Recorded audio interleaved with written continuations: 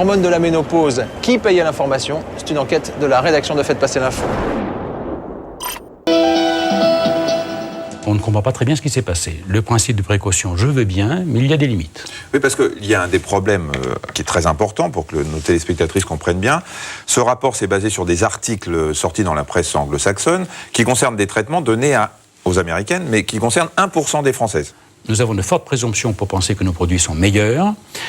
Nous avons dans l'ensemble une tolérance de ces produits qui est nettement meilleure également, qu'au-delà de 5 ans, il ne s'est rien passé de dramatique dans cette étude américaine, contrairement à ce que l'on raconte, et nous n'avons pas de motif d'arrêter.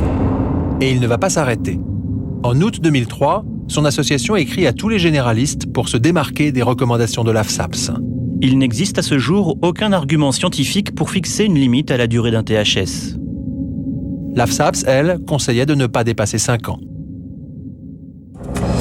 Mais quelques mois plus tard, une nouvelle étude scientifique, britannique cette fois, confirme que les dangers des hormones concernent aussi l'Europe.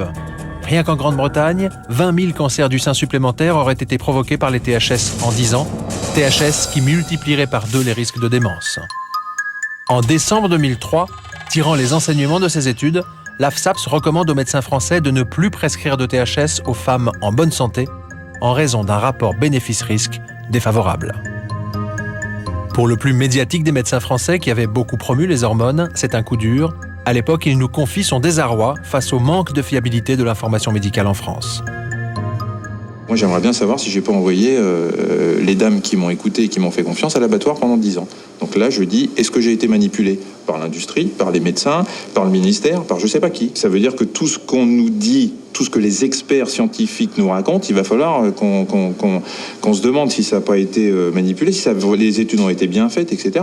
Bien sûr que c'est grave. Je suis un formateur. Moi, ma mère, elle est sous traitement hormonal substitutif. Toutes les semaines, quand elle voit un sujet sur le journal, elle m'appelle en me disant qu'est-ce que je fais, j'arrête. Je sais pas quoi lui répondre. Quant au docteur Rosenbaum, qui assimile la décision de l'AFSAPS à un coup de massue sur la tête, il est lui aussi embarrassé. Quelques mois auparavant, souvenez-vous, son association avait envoyé une lettre à tous les généralistes de France pour défendre les hormones et leur suggérer de ne pas suivre les recommandations de prudence de l'AFSAPS. Parmi les destinataires de cette lettre, ce généraliste parisien. Très attaché à l'indépendance de l'information médicale, il commence à l'époque à se demander si la campagne de communication de la FEM n'a pas été financée par des laboratoires pharmaceutiques. Un mailing envoyé à tous les médecins de France, ça coûte 50 000 €. Ce n'est pas une association, certes glorieuse, qui, avec les cotisations de ses membres, peut payer ce genre de choses. Donc il y a forcément un sponsor industriel derrière. Mais le mailing de août 2003, quand vous dites attention, l'AFSAPS s'affole un peu vite, etc., par exemple, comment vous financez ce genre de choses? Alors, on le finance avec plusieurs laboratoires, effectivement. J'ai fait une table ronde où j'ai réuni un certain nombre de laboratoires. J'ai dit, voilà, l'information est mal faite en France. Est-ce que vous voulez bien nous aider à diffuser une information plus objective auprès de l'ensemble du corps médical français? Et là encore, les laboratoires ont joué le jeu et ont collectivement versé la même somme, chacun, pour qu'on puisse disposer de suffisamment d'argent pour faire ce mailing. C'est donc 2 conceptions de l'éthique médicale. Pour le docteur Rosenbaum, être financé par des laboratoires est naturel et il n'y a pas de raison d'en faire état publiquement. Pour le docteur Dupagne, en revanche, le public doit savoir qui paye quoi. Fin 2003, sur son site médical, il met en cause l'indépendance de son confrère. Dans le texte que j'écris, qui est ici, je suis impressionné par le budget dont dispose la FEM pour envoyer ainsi des mailings à tous les généralistes français. Et quant au bon docteur Rosenbaum, il a tellement donné dans la communication hormonale contraceptive et substitutive pour le compte de l'industrie que je ne me fais pas de soucis pour ses vieux jours. Pour avoir écrit ce texte, le docteur Dupagne va être poursuivi par son confrère devant le Conseil de l'Ordre des médecins.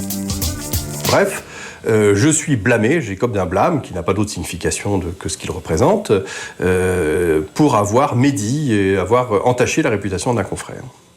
Je m'en émeus sur mon site et à ce moment-là, les choses se changent. Car sur Internet, le docteur Dupagne va trouver la preuve que la FEM est effectivement financée par l'industrie pharmaceutique. Au détour d'une vidéo, il découvre que chaque année, l'association invite plus de 1000 médecins et gynécologues dans un grand palace parisien et que manifestement, l'opération est au moins en partie sponsorisée. J'en profite pour réparer un oubli. Tout à l'heure, j'ai dit que c'était un symposium soutenu par Aventis. J'ai oublié Procter & Gamble, puisque c'est à la fois les laboratoires Aventis et Procter & Gamble. Voilà, l'oubli est réparé. C'est un pléonasme que de dire qu'un congrès est financé par un laboratoire, enfin par des laboratoires. Et le congrès fait vivre un petit peu l'association le reste de l'année. Sinon, oui, exactement.